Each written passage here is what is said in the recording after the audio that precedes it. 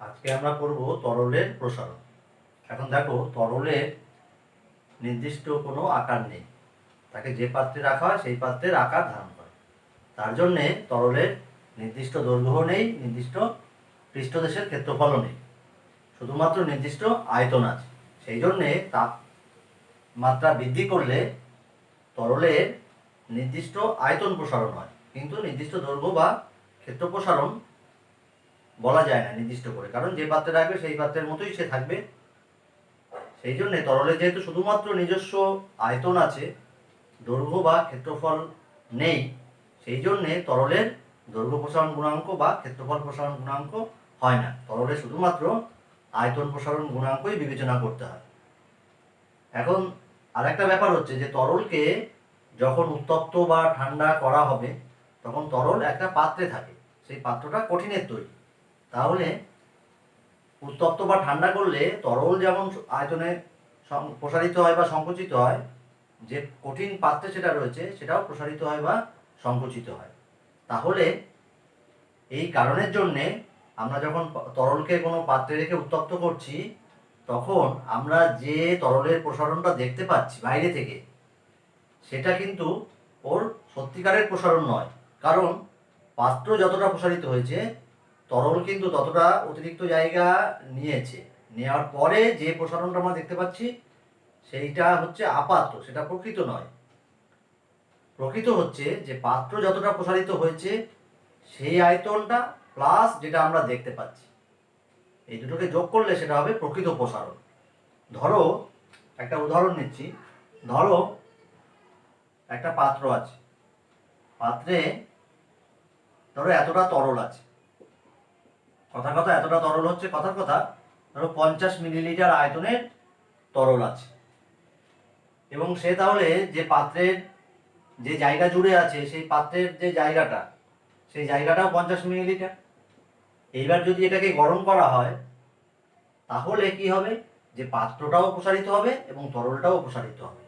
ধরো দেখা গেল যে ধরো এর গায়ে দাগ দেওয়া আছে, আয়তন মাপক দাগ দেওয়া আছে। এবার ধরো কথার কথা 10 ডিগ্রি সেন্টিগ্রেড উষ্ণতা বৃদ্ধি করলে তখন দেখা গেল যে এইটা ধরো 54 ml এসে দাঁড়িয়েছে। তাহলে আমরা বাইরে থেকে দেখে মনে হচ্ছে যেন 4 ml 4 মিলিলিটার আয়তন বৃদ্ধি হয়েছে তরলের, কিন্তু আসলে কিন্তু 4 মিলিলিটার আয়তন বৃদ্ধি হয়নি, এর থেকে বেশি হয়েছে। কেন না, পাত্রটাও প্রসারিত হয়েছে, যেটা আমরা বাইরে থেকে সেটাকে মাপতে পারছি না। তাহলে পাত্রটা, কথার কথা, যদি 1 মিলিলিটার প্রসারিত হয় তাহলে তরল ওই 1 মিলিলিটার জায়গা দখল করার পরেও আরো 4 মিলিলিটার অতিরিক্ত প্রসারিত হয়েছে, অর্থাৎ তরলের প্রকৃত প্রসারণ হয়েছে সেক্ষেত্রে 5 মিলিলিটার। অর্থাৎ পাত্রের প্রসারণ যদি 1 মিলিলিটার হয়, যেটা আমরা দেখতে পাচ্ছি না, বাইরে থেকে আমরা দেখতে পাচ্ছি না, তাহলে তরল প্রকৃতপক্ষে প্রসারিত হয়েছে কতটা না, এই যে 4 মিলিলিটার আমরা দেখতে পাচ্ছি অতিরিক্ত উঠেছে আগের তুলনায়, প্লাস পাত্র যে 1 মিলিলিটার প্রসারিত হয়েছে সেই জায়গাটাও তরল নিয়েছে প্রসারিত হয়ে, তাহলে তরলের প্রকৃত প্রসারণ হয়েছে এই 54 - 50 4 + 1 মানে 5 মিলিলিটার। তাহলে সেই জন্যে তরলের ক্ষেত্রে যে প্রসারণ গুণাঙ্ক সেটা দুটো হয়, একটা হচ্ছে প্রকৃত প্রসারণ গুণাঙ্ক এবং আপাত প্রসারণ গুণাঙ্ক। প্রকৃত প্রসারণ গুণাঙ্ক হচ্ছে তরলের প্রকৃতপক্ষে যে প্রসারণটা হয়েছে সেই ভিত্তিতে যে প্রসারণ গুণাঙ্ক, আর আপাত প্রসারণ গুণাঙ্ক হচ্ছে যে বাইরে থেকে আমরা যেটা দেখছি, অর্থাৎ পাত্রের প্রসারণটাকে উপেক্ষা করে তরলের যে প্রসারণটা হচ্ছে তার উপরে ভিত্তি করে যে প্রসারণ গুণাঙ্ক, সেটাকে বলা হয় আপাত প্রসারণ গুণাঙ্ক। ধরো একটা ছোট পরীক্ষা দেখো, যে ধরো একটা কাচের ফ্লাক্সে কিছুটা রঙিন জল আছে, এই জলটাকে কোনো কিছু দিয়ে রঙিন করা হয়েছে যাতে সহজে দেখা যায়। তার এই যে নলটা সেটা লম্বা আছে মুখটা। এবার ধরো প্রথমে এ পর্যন্ত এতে তরল ভর্তি করা ছিল, রঙিন তরল এ দাগ পর্যন্ত ভর্তি করা ছিল এবং এখানে আয়তন মাপক দাগ দেওয়া আছে। এইবার এই ফ্লাক্সটাকে, রঙিন জল ভর্তি যে ফ্লাক্সটা আছে সেই ফ্লাক্সটাকে একটা গরম জলের পাত্রে রাখা হলো। এখন এই গরম জলের পাত্রে রাখলে কি হবে, এই কাচের পাত্রটা কাঁচটা গরম হবে। এখন কাঁচ গরম হলে কাঁচের তাপমাত্রা বাড়বে এবং কাঁচ প্রসারিত হবে, কঠিন পদার্থ কাঁচ সেটা প্রসারিত হবে। কিন্তু কাঁচ তাপের কুপরিবাহী, ফলে এর যে তাপমাত্রা বৃদ্ধি পাবে সেই তাপমাত্রা কিন্তু সঙ্গে সঙ্গে ভেতরের যে রঙিন জল আছে তার তাপমাত্রা কিন্তু তত বৃদ্ধি পাবে না, কাঁচ তাপের কুপরিবাহী বলে। তাহলে ফলে কি হচ্ছে, প্রথমে কাঁচের পাত্রটা প্রসারিত হচ্ছে, কাঁচের পাত্র প্রসারিত হচ্ছে কিন্তু ভেতরের জলটা তত প্রসারিত হচ্ছে না, কারণ তার তাপমাত্রা সেইভাবে প্রথমেই বাড়ছে না। তাহলে দেখা যাবে যে কিছুক্ষণ পরে এই রঙিন জলের লেভেলটা কিছুটা নেমে এসেছে। কেন নেমে এসেছে না, পাত্রটা প্রসারিত হয়েছে। পাত্র প্রসারিত হওয়ার জন্যে যতটা প্রসারিত হয়েছে সেই ততটা প্রসারিত জায়গায় এই তরলটা জায়গা দখল করতে হচ্ছে, কারণ পৃথিবীর টানে সেই তরলটা নিচের দিকে আসবে। সেই জন্য দেখা যাবে যে কিছুক্ষণ পরে তরলটা কিছুটা নিচে নেমে এসেছে। তার মানে এর মানে কিন্তু এই নয় যে তরলের সংকোচন হয়েছে, আসলে পাত্রের প্রসারণ হয়েছে বলে। এবারে কিছুক্ষণ সময় যদি রাখা যায় তাহলে দেখা যাবে যে ভেতরে তরলটা তারপরে গরম হতে থাকবে, কাঁচ সুপরিবাহী হলেও আস্তে আস্তে তাপটা ভেতরে ঢুকছে। এবার যখন তরলটা যখন প্রসারিত হতে থাকবে তখন দেখা যাবে যে এবার তরলের লেভেল আস্তে আস্তে উপরে উঠছে এবং শেষে যখন তাপমাত্রার আর পরিবর্তন হচ্ছে না, অর্থাৎ কাঁচের পাত্র এবং ভেতরের যে রঙিন জল তার তাপমাত্রা যখন একই তাপমাত্রাতে এসে যাচ্ছে, যখন এই যে ব্যবস্থাটা আছে ফ্লাক্স এবং জল, এই যে ব্যবস্থাটা আছে তার তাপমাত্রার যখন কোনো পরিবর্তন হচ্ছে না, তখন দেখা যাবে যে তরলের তলটা প্রথমে যে লেভেলে ছিল তার থেকে কিছুটা উপরে উঠে গিয়ে স্থির হয়েছে। এটা কেন হলো না, পরবর্তীকালে তরলটা প্রসারিত হচ্ছে। এখন একই উষ্ণতা বৃদ্ধিতে কঠিনের তুলনায় তরলের প্রসারণ বেশি হয়। তার জন্যে এই যতটা পাত্র প্রসারিত হয়েছে তার থেকেও তরল বেশি প্রসারিত হয়েছে, তার ফলে আগের লেভেলের থেকে আরো উপরে উঠে তরল স্থির হয়েছে। এখানে দেখো যে এ থেকে বি পর্যন্ত তরলের যে আয়তন সেটা হচ্ছে পাত্রের প্রসারণ, ততটা পাত্রের প্রসারণ হচ্ছে। আর বি থেকে সি এত পর্যন্ত তরল স্তম্ভের যে আয়তন সেটা হচ্ছে তরলের প্রকৃত প্রসারণ। কারণ তাপমাত্রা, এই কাঁচের তাপমাত্রা যখন বাইরের জলের তাপমাত্রার সাথে সমান হয়ে গেল তখন কিন্তু কাঁচ আর প্রসারিত হলো না, কঠিন আর প্রসারিত হলো না। এইবার শুধুমাত্র তরলের উষ্ণতা বাড়ছে, ফলে তরল প্রকৃতপক্ষে কতটা প্রসারিত হয়েছে, বি থেকে সি পর্যন্ত যে আয়তন সেটা হচ্ছে তরলের প্রকৃত প্রসারণ। তাহলে বি থেকে সি পর্যন্ত যে আয়তন সেই আয়তনটা হচ্ছে প্রকৃত প্রসারণ। আর পাত্র প্রসারিত হয়নি এইটা ধরে নিলে আমরা যেটা দেখতে পাচ্ছি সেটা হচ্ছে তরল এ থেকে সি পর্যন্ত প্রসারিত হয়েছে, পাত্র প্রসারিত হয়নি এইটাকে ধরে নিয়ে। তাহলে এ থেকে সি পর্যন্ত যে আয়তন সেইটাকে বলবো আমরা আপাত প্রসারণ, তরলের আপাত প্রসারণ। আর এ থেকে বি পর্যন্ত যে আয়তনটা আছে সেটা হচ্ছে পাত্রের প্রসারণ, তাহলে দেখো দেখতে পাচ্ছ যে তরলের প্রকৃত প্রসারণ হচ্ছে পুরোটা, সেটা সমান সমান কি পাত্রের প্রসারণ প্লাস আপাত প্রসারণ। তাহলে তরলের প্রকৃত প্রসারণ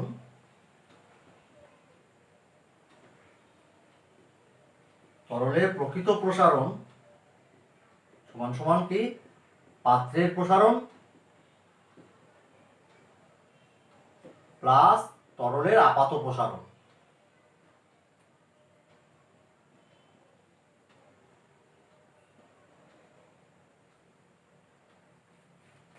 তার মানে দেখো তরলের যে প্রকৃত প্রসারণ সেটা কিন্তু তরলের নিজস্ব বৈশিষ্ট্য, ওই তাপমাত্রা বৃদ্ধিতে তরল কতটা প্রসারিত হবে সেটা তরলের নিজস্ব বৈশিষ্ট্য। এই আপাত প্রসারণটা নির্ভর করে পাত্রের প্রসারণের উপর, পাত্র যত বেশি প্রসারিত হবে তত আপাত প্রসারণটা কম হবে, কারণ প্রকৃত প্রসারণটা নিজস্ব বৈশিষ্ট্য, সেটা একটা তরলের জন্য নির্দিষ্ট, অর্থাৎ নির্দিষ্ট আয়তনে তরল নিলাম, তার নির্দিষ্ট উষ্ণতা বৃদ্ধি করলাম, তাহলে তার প্রকৃত প্রসারণটা নির্দিষ্টই হবে। তাহলে দেখো বাদিকটা নির্দিষ্ট, একটা নির্দিষ্ট উষ্ণতা বৃদ্ধি যখন করছি নির্দিষ্ট পরিমাণ তরল নিয়ে, এটা নির্দিষ্ট। তাহলে দেখো এই দুটো যোগ করলে এই নির্দিষ্ট একটা সংখ্যা হয়, তাহলে যখন একটা বাড়বে তখন আরেকটা কমবে, অর্থাৎ পাত্রের প্রসারণটা যদি বেশি হয় তাহলে আপাত প্রসারণটা কম হবে। আবার যদি পাত্রের প্রসারণ কম হয় তাহলে আপাত প্রসারণটা বেশি হবে। এইবার আমরা দুটো সংজ্ঞা শিখবো, সেটা হচ্ছে তরলের প্রকৃত প্রসারণ গুণাঙ্ক কাকে বলে আর আপাত প্রসারণ গুণাঙ্ক কাকে বলে। এই সংজ্ঞাটা কঠিনের ক্ষেত্রে দৈর্ঘ্য প্রসারণ গুণাঙ্ক, ক্ষেত্রফল প্রসারণ গুণাঙ্ক বা আয়তন প্রসারণ গুণাঙ্কের যে সংজ্ঞা হুবহু তার সাথে একই রকম, যে প্রতি বা একক উষ্ণতা বৃদ্ধিতে একক উষ্ণতা বৃদ্ধিতে একক আয়তনে একক উষ্ণতা বৃদ্ধিতে একক আয়তনে তরলের যে প্রকৃত প্রসারণ হয়, তরলের যে প্রকৃত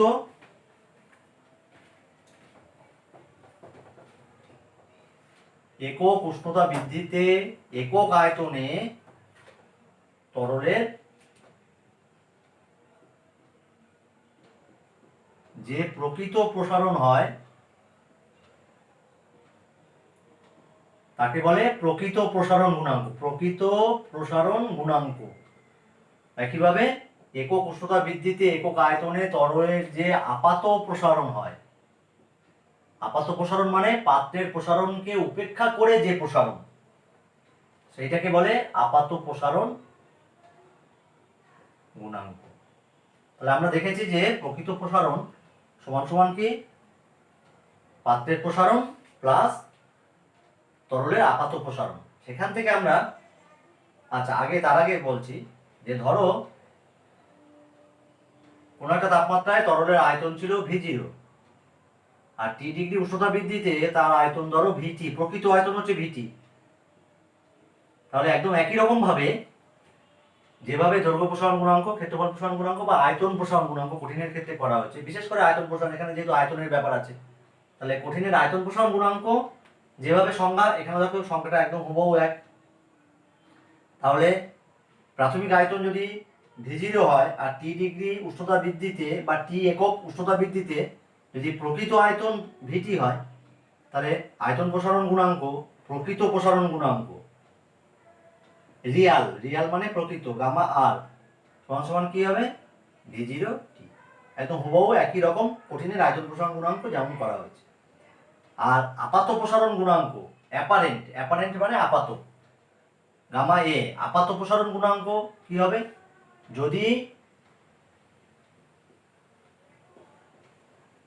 V0 হচ্ছে প্রাথমিক আয়তন আর T ডিগ্রি উষ্ণতা বৃদ্ধিতে বা T একক উষ্ণতা বৃদ্ধিতে যদি তরলের আপাত আয়তন VT ড্যাশ হয়, যদি তরলের আপাত আয়তন VT ড্যাশ হয়, তাহলে এটা আপাত প্রসারণ এতটা হলো ডিভাইডেড বাই প্রাথমিক আয়তন উষ্ণতা বৃদ্ধি। এখানেও সেই একই রকম, এটা হচ্ছে প্রকৃত প্রসারণ ডিভাইডেড বাই প্রাথমিক আয়তন ইনটু উষ্ণতা বৃদ্ধি। এখান থেকে একটা সম্পর্ক পাওয়া যায় যে যেহেতু তরলের প্রকৃত প্রসারণ সমান সমান পাত্রের প্রসারণ প্লাস তরলের আপাত প্রসারণ, সেই জন্য একটা সম্পর্ক পাওয়া যায় যে প্রকৃত প্রসারণ গুণাঙ্ক সমান সমান পাত্রের যে উপাদান তার আয়তন প্রসারণ গুণাঙ্ক, অর্থাৎ সলিড, এস ফর সলিড, কঠিন মান মানে যে কঠিন পদার্থের পাত্রটা রয়েছে সেই কঠিন পদার্থের আয়তন প্রসারণ গুণাঙ্ক প্লাস আপাত প্রসারণ গুণাঙ্ক, তরলের আপাত প্রসারণ গুণাঙ্ক। তাহলে তরলের প্রকৃত প্রসারণ গুণাঙ্ক এবং তরলের আপাত প্রসারণ গুণাঙ্ক এর মধ্যে সম্পর্ক হচ্ছে যে প্রকৃত প্রসারণ গুণাঙ্ক সমান সমান পাত্রের উপাদানের আয়তন প্রসারণ গুণাঙ্ক প্লাস তরলের আপাত প্রসারণ গুণাঙ্ক। তাহলে প্রকৃত প্রসারণ গুণাঙ্ক সমান সমান কি কঠিনের আয়তন প্রসারণ গুণাঙ্ক, যে কঠিন পদার্থ দিয়ে পাত্রটা তৈরি সেই কঠিন পদার্থের আয়তন প্রসারণ গুণাঙ্ক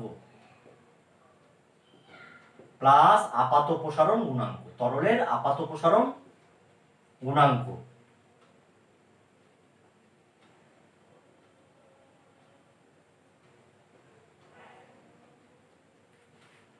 এবার ধরো একটা ছোট অঙ্ক, ধরো কোনো একটা তরলের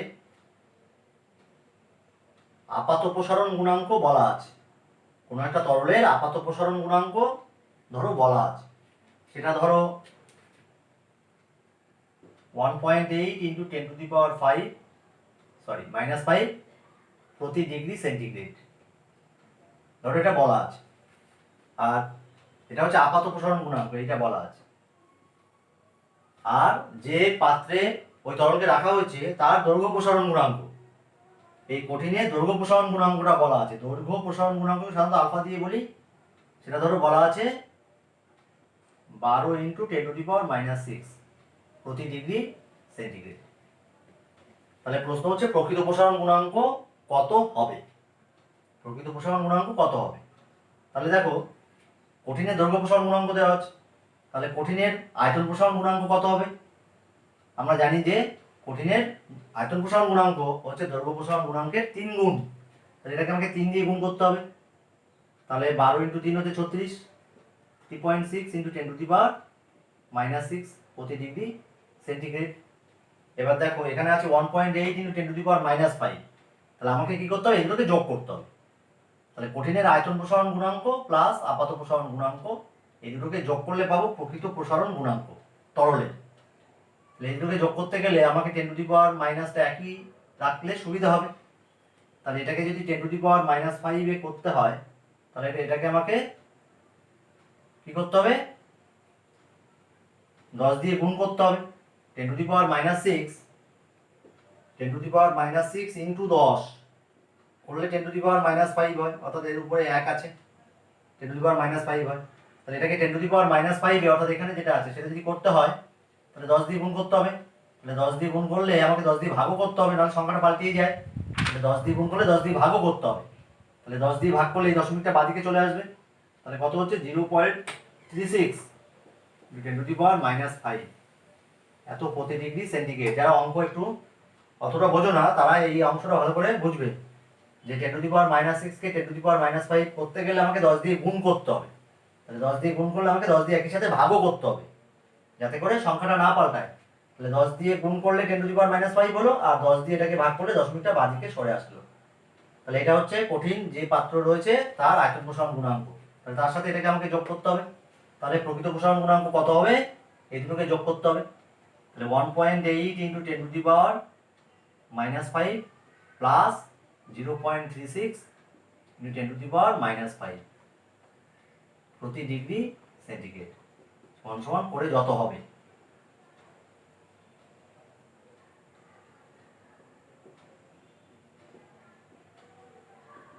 এইভাবে এই যে তিনটে রাশি আছে তার যদি দুটো দেওয়া থাকে তাহলে বাকিটা পেয়ে যাব।